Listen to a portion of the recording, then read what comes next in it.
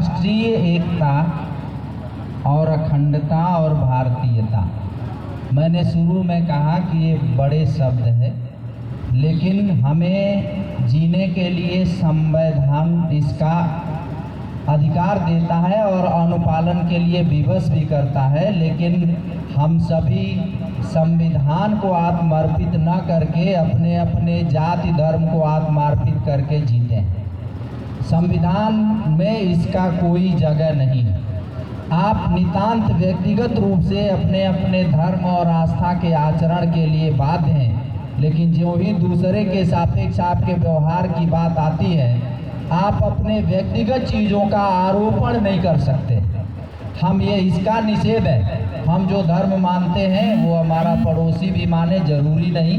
अगर वो नहीं मानता है तो हमारे जैसा नहीं है, ये सोचना ही गलत है। बस इसी से जब आप ऊपर उठ जाएंगे तो भारत को भारतीय दृष्टि से देखें तो सबसे पहले भारत राष्ट्र है और उसमें रहने वाले लोग भारतीय हैं और वो सभी एक हैं। उसके भीतर आप व्यक्तिगत आपके नहाने का तरीका, कपड़ा पहनने का तरीका, उठने बैठने का तरीका, खान पान का तरीका, पूजा पाठ का तरीका अलग हो सकता है, लेकिन ज्यों ही आप पड़ोस में जाते हैं आप आरोपित करते हैं तो वो संविधान के विरुद्ध।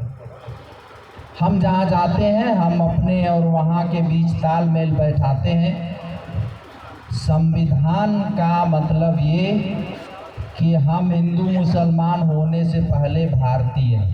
भारत का एक संविधान है, भारत की एक आत्मा है, वही जीने की राह संविधान दिखाता है।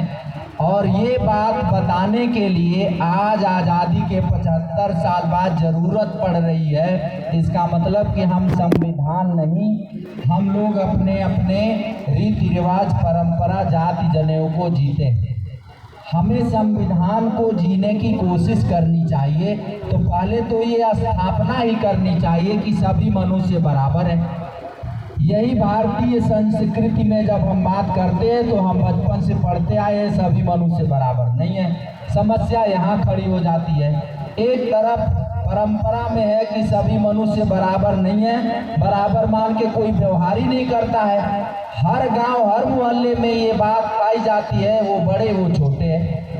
एक तरफ हमारे ब्रह्म ज्ञान में कहा जाता है एकम सद विप्र बहुधा वदंती, सब एक ही सत्य है, उसको अलग अलग कहा गया है। सब एक ईश्वर की संतान है। फिर एक ईश्वर की संतानों को योजना पूर्वक बांट के रखा है। अब एक तरफ ये भी चलेगा, एक तरफ वो भी चलेगा, ये खिचड़ी तो नहीं चलेगी भाई।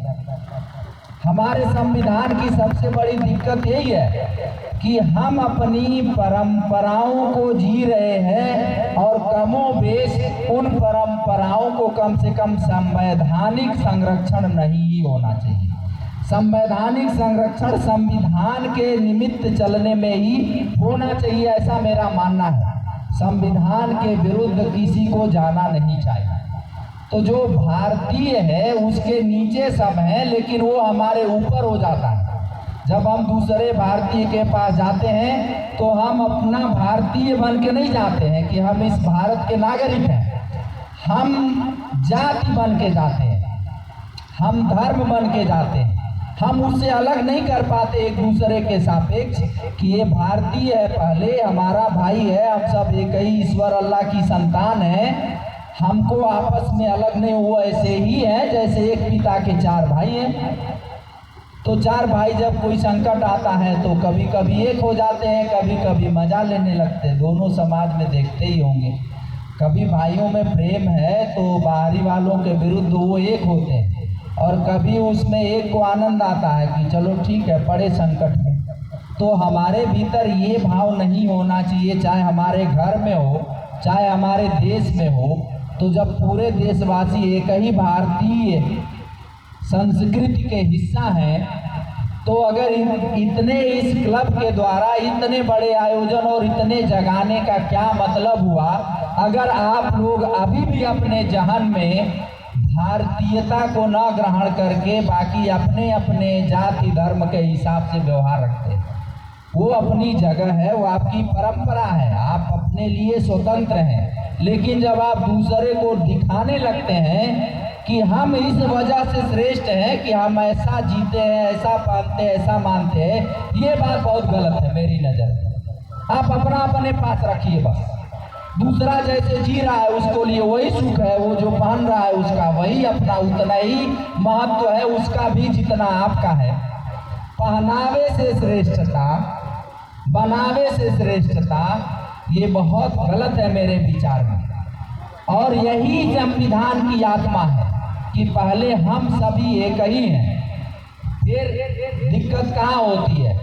परंपरा में पढ़ के जो आए हैं और जो भारत के संविधान में लागू है वो विरोधाभासी कभी कभी दिखता है तो नहीं, लेकिन हम ही बनाए हुए हैं। तो इतने बड़े अभियान को लेके चलना आप समझ रहे मामूली है? ये बात जो जहन जहर में पता भी है, कोई मानने को तैयार नहीं है, सुनने को तैयार नहीं है, जानने को तैयार नहीं है, अपने अपने सुई धागे में वो फंसा हुआ है, अपने व्यवसाय में लगा है। बड़ी मुश्किल से जो इन्होंने कहा, मुझे बड़ा अच्छा लगा कि जो ये सुनने वाले लोग हैं वो सही में प्रणाम के योग्य हैं। इस रजही की भूमि मौर्य वंश से जुड़ी हुई है, वहीं पर यह आयोजन है और यहाँ उनका बाहुल्य है, बहुत ज़्यादा है जैसा कि हम समझते हैं। और इतिहास में चंद्रगुप्त मौर्य की कुछ विद्वान इसी को जन्मभूमि मानते हैं। पिप्पल बन के मौर्य यही है। अभी बजडीला टीलाटार की खुदाई में हमारे विभाग के प्रोफेसर एसपी सिंह ने कहा कि यहाँ खुदाई में बहुत सारे पीपल के पत्ते और उसकी शोर मिली है।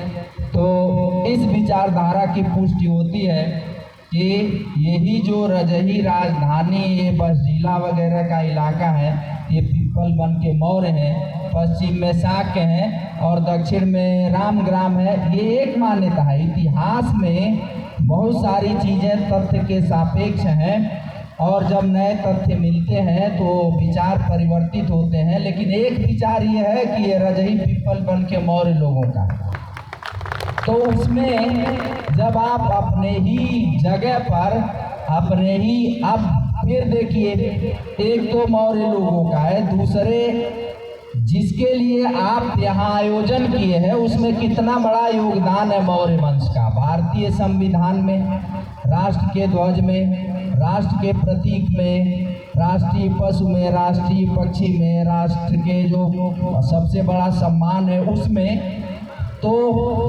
उसके लिए यहाँ की जो आबादी है उसे अवेयर करना आपका धर्म बनता है। जो लोग सुन रहे हैं, कम से कम अपने में भाईचारा रखिए। और जो ये एकता और अखंडता की बात इसमें कही गई है, ये थोड़ा सा स्पष्ट करके मैं अपनी बात समाप्त करूंगा। जो राष्ट्रीय, अब हम जिसको राष्ट्र कहते हैं, उसकी परिभाषा पहली बार पुराणों में आई, जो बीच में पढ़ते हैं।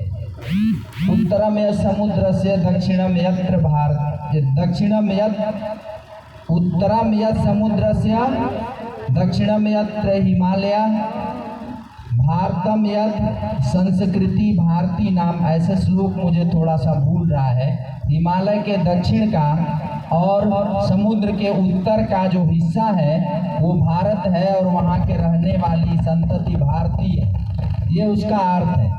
इतना व्यापक जो पहली बार परिभाषा दी गई है वो पुराणों में आई, लगभग गुप्त काल में।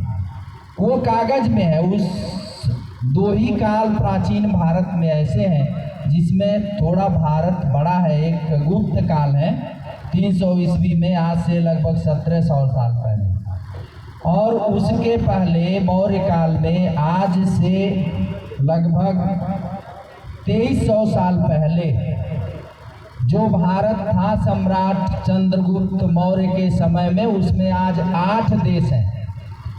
तो पहले तो राष्ट्रीयता मौर्य काल में बनी और दूसरी बार राष्ट्रीय एकता को पटेल जी ने अंजाम दिया स्वतंत्रता के समय। बीच का भारत बहुत खंडित भारत है। जब हम राष्ट्र की बात करते हैं और पौराणिक परिभाषा की बात करते हैं कि भारत क्या है, तो राष्ट्र तो हर देश के लिए एक कॉमन नाम है, केवल भारत ही राष्ट्र नहीं है, और भी देश अपने को नेशन कहते हैं। वो थोड़ा सा परिभाषा अलग है, वो कहते हैं जन, भूमि, पर्यावरण, इनका जो संगम है जहाँ, और उसमें सांस्कृतिक एकता, वो राष्ट्र है। बाकी क्या है, कंट्री है, नेशन है, लेकिन वो राष्ट्र नहीं है। राष्ट्र शब्द ऋग्वेद में है, लेकिन आज जिसको हम राष्ट्र शब्द कहते हैं, जो हम बड़ी परिभाषा ग्रहण करते हैं, वैदिक काल में वो भाव नहीं है, उतना बड़ा राष्ट्र नहीं है। राष्ट्र पहली बार बड़ा हुआ था सम्राट चंद्रगुप्त मौर्य के काल में, और फिर उसकी सुरक्षा में बाधा आई तो सम्राट अशोक जी ने पूरा किया था। बीच में बिंदुसार जितना सुखी शासक दुनिया के इतिहास में कोई और नहीं हुआ, क्योंकि उनके पिता बहुत साहसी, प्रभावशाली थे और पुत्र उनसे भी ज़्यादा। तो बीच में जो उनका 22 वर्षों का शासन काल है, उतना सुव्यवस्थित और राजा की शान के साथ दुनिया में शासन करने वाला कोई नहीं है जितना बिंदुसार ने किया था आराम से शासन। उन्होंने सिर्फ शासन किया, शासन का सुख भोगा और बाकी संभाला, पिता के प्रभाव से चले, और कोई संकट आया तो पुत्र ने संभाला। तो इतना निरापद जिसको कहते हैं, जिसके कार्यकाल में कोई आपदा ही ना आई हो, वो निरापद शासन काल पूरे दुनिया के इतिहास में वो भी रहा सिर्फ बिंदुसार, सम्राट बिंदुसार। और बाकी ये नाम तो लिया नहीं जाता है, क्योंकि वो ऐसे दो प्रभावशाली लोगों के बीच में उनका 22 वर्ष का शासन है, जब किसी आपदा की सूचना नहीं है। जो बड़ी उज्जैन और तक्षशिला में विद्रोह हुआ, वहाँ सम्राट अशोक गए थे शासक होने से पहले, और बाकी बना के गए थे उनके पिता चंद्रगुप्त मौर्य। तो जो हुए एक राष्ट्र तो उस समय है, फिर बाद में खंडित होते होते होते आप जानते पूर्व मध्यकाल में क्या हुआ। यहीं के राजा से लड़ रहे अपने राज्य विस्तार के लिए, उनमें कोई राष्ट्रीय एकता की भावना नहीं है। वो विदेशियों तक के खिलाफ एक दूसरे से षड्यंत्र करते नजर आते हैं। गोरी को एक पटदार बुलाता है, आओ इसको मारो, ये नहीं समझता है कि पृथ्वीराज चौहान के बाद हमारा भी वो नुकसान पहुंचा सकता है। वही हुआ। तो जब एक भाई दूसरे भाई के खिलाफ षड्यंत्र करता है, तो अगले को पता चलता है कि ये कितना कमज़ोर है, अपने भाई खिलाफ लड़ा तो हम इससे क्यों नहीं लड़ सकते। जब इसके भाई से जीत सकते हैं तो इससे भी जीत सकते हैं। इतनी समझ के लिए पढ़ना लिखना थोड़ा ज़रूरी होता है। तो आप ये जानें कि राष्ट्र एक बार सम्राट अशोक के समय में है, दूसरी बार सरदार वल्लभ भाई पटेल के सौजन्य से संविधान निर्माण के समय है। बीच में ये राष्ट्र वैसा नहीं था जैसा हम समझते हैं, न ही वैसी राष्ट्रीय भावना थी। वो आचार्य चाणक्य के अर्थशास्त्र में